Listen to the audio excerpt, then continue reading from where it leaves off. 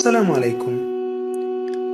تأسست التكية المصرية مع دخول جيوش محمد علي أراضي الحجاز في بداية عام 1811 ميلادية، وقد خصص محمد علي هذه التكية لخدمة فقراء الحرم المكي من جميع الجنسيات والشعوب المختلفة الذين أعوزتهم الحاجة ولا يجدون مأوى يأوون إليه ولا يجدون طعاما.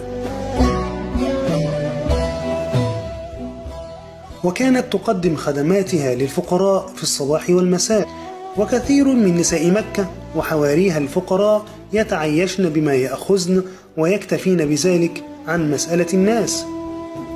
ويصرف يوميا من الخبز والأرز واللحوم والسمن، وتزيد الكميات كل يوم خميس، وكذلك طوال أيام شهر رمضان المبارك وأيام الحج.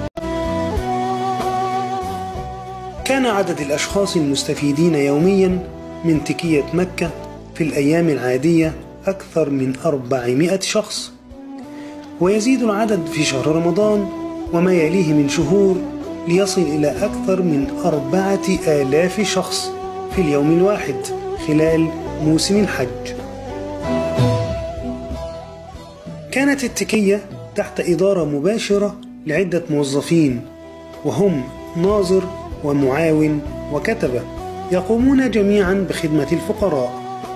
وفي مدة الحج يتواجد بها الطبيب والصيدلي وكاتب القسم العسكري لضبط الأوضاع في الازدحام خلال تلك الفترة. واستمرت التكية تؤدي دورها الخيري حتى هدمت عام 1983 في عهد الرئيس الأسبق حسني مبارك.